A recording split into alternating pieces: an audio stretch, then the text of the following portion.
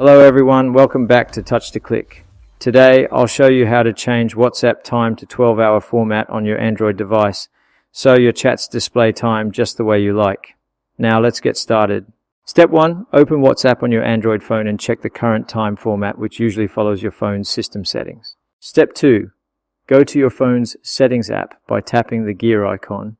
This is where all system preferences are managed. Step 3. Scroll down and tap on General Management or Additional Settings.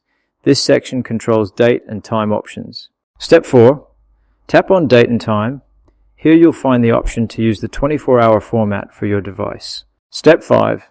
Turn off the Use 24-hour format setting to switch your phone's time to the 12-hour format. Step 6. Restart your phone to make sure the new time settings take effect properly. Step 7. After restarting, open WhatsApp again and you'll see the time displayed in the 12-hour format. Thanks for watching, and don't forget to subscribe to Touch to Click for more helpful videos.